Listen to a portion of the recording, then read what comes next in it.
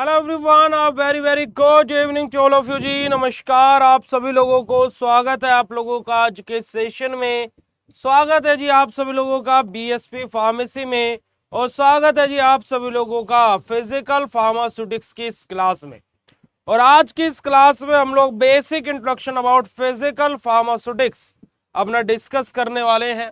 Physical pharmaceutics इस subject से आप पहली बार रूबरू हो रहे हैं। फिजिकल फार्मास्यूटिक्स फर्स्ट हमारे थर्ड सेमेस्टर में दिया है और physical pharmaceutics second fourth semester में दिया है। तो बिना समय को व्यर्थ करते हुए स्टार्ट करते हैं आज के सेशन को। तो अगर जो आप सभी लोगों को मेरी वॉइस मेरी वीडियो क्लियर हो तो एक बारी फटाक से चैट सेशन में कंफर्म कर दीजिएगा। फिर उसके बाद में आज के सेशन को हम लोग प्रारंभ करते हैं। जल्दी से एक बारी चैट सेशन में कंफर्मेशन दे दीजिएगा बेटा जी। चलिएगा भाई, good evening, very good evening बेटा जी, good evening good evening good evening. चलिए आ जाइएगा।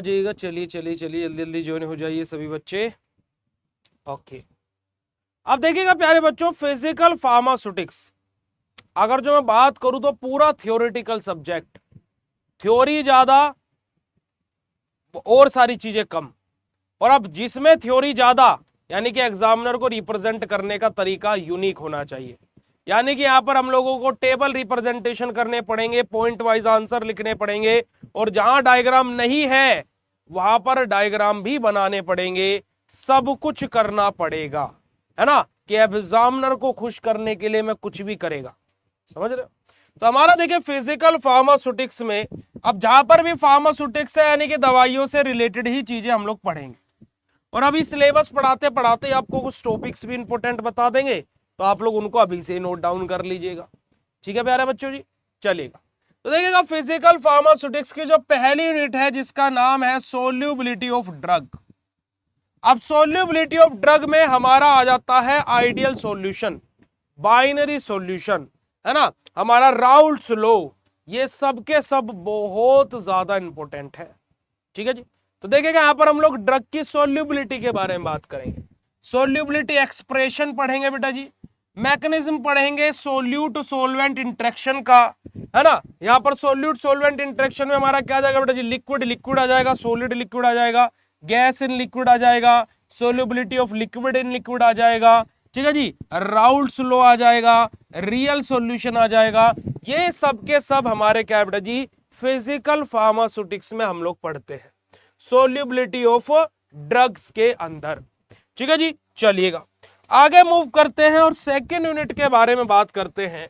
और सेकेंड यूनिट बेटे जी हमारे क्या दी हुई है, state of matter and properties of matter के बारे में। अगर जो मैं आपसे बात करूं तो 2 मार्क्स के क्वेश्चन इस यूनिट से आपको फाइनल एग्जाम में बढ़िया देखने को मिलेंगे। और अगर जो कोई बच्चा यहां पर आरजीपीवी यूनिवर्सिटी से है तो बेटा जी आपको 2 क्वेश्चन वरना 1 क्वेश्चन तो यहां पर 100%। और जो आपका लास्ट वाला क्वेश्चन आता है question number 8, right a short note on any 3 या एनी 2, उस वाले क्वेश्चन में यहां पर आपको 1 क्वेश्चन यहां से जरूर देखने को मिलेगा। ठीक है, आ रही है बात समझ बेटा जी, समझ में आ रही है बात बेटा जी। तो देखिएगा यहां पर हमें स्टेट ऑफ मैटर के बारे में पढ़ना है, changes in the state of matter के बारे में पढ़ना। अब स्टेट ऑफ मैटर यानी कि क्या, हमारा solid state, liquid state, gaseous state, semi solid state, इन सब के बारे में हम लोग पढ़ते हैं, इन सब के बारे में हम लोग पढ़ते हैं प्यारे बच्चों। ठीक है जी, उसी के अलावा यहां पर हम लोग देखिए वेपर प्रेशर के बारे में पढ़ेंगे, है ना, क्रिटिकल पॉइंट के बारे में पढ़ेंगे, यूटेक्टिक मिक्सचर के बारे में पढ़ेंगे, गैसेस के बारे में पढ़ेंगे, इनहेलर्स के बारे में पढ़ेंगे, एरोसोल्स के बारे में पढ़ेंगे, रिलेटिव ह्यूमिडिटी के बारे में पढ़ेंगे, लिक्विड क्रिस्टल्स के बारे में पढ़ेंगे, गैस ग्लासी स्टेट के बारे में पढ़ेंगे, सॉलिड क्रिस्टल, अमोर्फस, पॉलीमॉर्फिज्म, इन सब के बारे में हम लोग basically state of matter and properties of state of matter के अंदर सेकंड यूनिट के अंदर डिस्कस करते हैं। और इसी का दूसरा part physicochemical properties of drug molecules, कि फिजियोकेमिकल प्रॉपर्टीज क्या होती है हमारे ड्रग मॉलिक्यूल की, उसके बारे में हम लोग स्टडी करते हैं। फिजियोकेमिकल प्रॉपर्टी मतलब अपनी फिजिकल एंड केमिकल प्रॉपर्टीज, जैसे कि हमारा रिफ्रैक्टिव इंडेक्स क्या होता है, ऑप्टिकल रोटेशन क्या होता है, डाइइलेक्ट्रिक कांस्टेंट क्या होता है, डाइपोल मूवमेंट क्या होता है, डिसोसिएशन कांस्टेंट क्या होता है, डिटर्मिनेशंस एंड एप्लीकेशन क्या होती है, इन सब के बारे में हम लोग यहां पर बात करते हैं। थर्ड यूनिट हमारी, जहां पर हमारा बेटा जी HLB स्केल से क्वेश्चन एग्जाम में बहुत ज्यादा बार पूछा जाता है और सरफेस एंड इंटरफेशियल टेंशन से एग्जाम में क्वेश्चन आएगा ही आएगा 7 या फिर 10 नंबर में, अभी बता दिया है बेटा जी। ठीक है जी, तो देखिएगा जरा, सरफेस एंड इंटरफेशियल फिनोमिना, जहां पर हम लोग लिक्विड इंटरफेस के बारे में बात करेंगे, सरफेस टेंशन और इंटरफेशियल टेंशन के बारे में बात करेंगे, सरफेस फ्री एनर्जी के बारे में बात करेंगे, सरफेस एक्टिव एजेंट के बारे में बात करेंगे। HLB स्केल, जहां से एक क्वेश्चन जीपैट या फिर कॉम्पिटेटिव एग्जाम में भी पूछा जाता है, HLB स्केल से एक क्वेश्चन बेटा जी।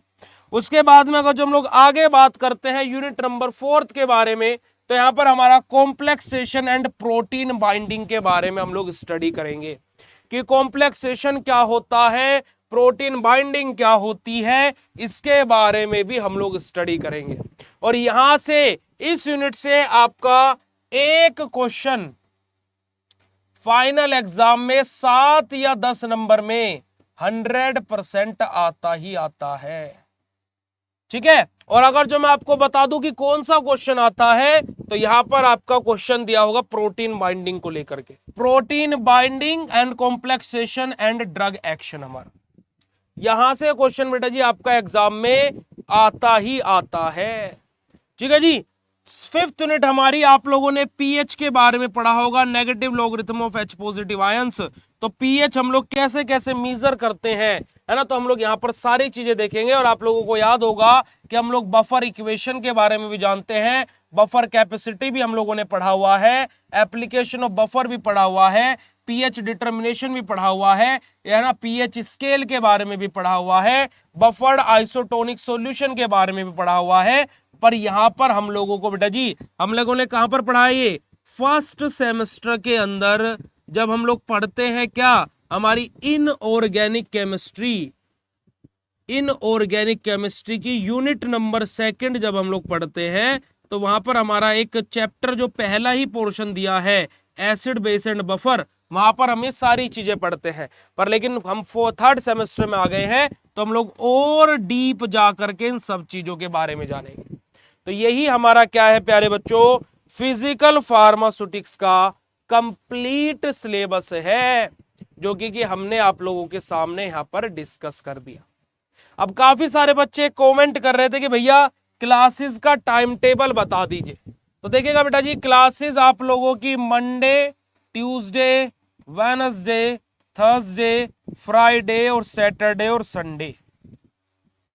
मॉर्निंग शिफ्ट में थर्सडे, फ्राइडे और सैटरडे, यानी कि यहां पर आपकी माइक्रो की क्लास होगी, माइक्रो सुबह 7 से 8 बजे, हफ्ते में 3 दिन आपकी माइक्रो की क्लास चलेगी। और Monday, Tuesday, Wednesday, Thursday, Friday और सैटरडे, 2-2 दिन करके आपकी 2 दिन आपकी ऑर्गेनिक की क्लास होगी, 2 दिन आपकी इंजीनियरिंग की क्लास होगी, 2 दिन आपकी फिजिकल फार्मास्यूटिक्स की क्लास होगी। ऐसे करके डेली आपकी 8 से 9 बजे तक आपकी क्लास चला करेगी। ठीक है, उसके अलावा संडे वाले दिन आपका हुआ करेगा बेटा जी वीकली टेस्ट। और मैं बता देता हूं कि अभी बैच स्टार्टिंग में ऐसी टाइमिंग है, आगे चल के नंबर ऑफ क्लासेस आपकी इंक्रीज होंगी। ठीक है, पर लेकिन अभी स्टार्टिंग है बैच की, तो इस वजह से आपका सिंपल सा टाइम टेबल है, आप इसको नोट डाउन कर लीजिएगा। काफी सारे बच्चों को टाइम टेबल दिख नहीं रहा है, ये नहीं हो रहा है, तो मैंने यहाँ पर आपको लाइव क्लास में बता दिया कि आपका टाइम टेबल क्या रहने वाला है। सिलेबस कंप्लीट कब तक होगा, हमारी तरफ से दिवाली गिफ्ट जो आप लोगों के लिए रहेगा, वो बेटा जी सिलेबस कंप्लीट का ही रहेगा। ठीक है, दिवाली गिफ्ट जो आप लोगों के लिए रहेगा, वो सिलेबस कंप्लीट का ही रहेगा। ओके प्यारे बच्चों, चलिएगा, तो ये आप लोगों के फिजिकल फार्मास्यूटिक्स है। कल हम लोग फार्मास्यूटिकल इंजीनियरिंग का सिलेबस देखेंगे और फिर हमारी क्या है नेक्स्ट डे से हम लोग अपनी यूनिट्स को स्टार्ट कर देंगे। तो ये लेक्चर और ये सिलेबस समझ में आया तो चैट सेशन में अपना फीडबैक दे दीजिएगा। मिलते हैं आप लोगों से नेक्स्ट सेशन में, तब तक के लिए बाय, शुक्रिया, नमस्कार, जय हिंद बेटा।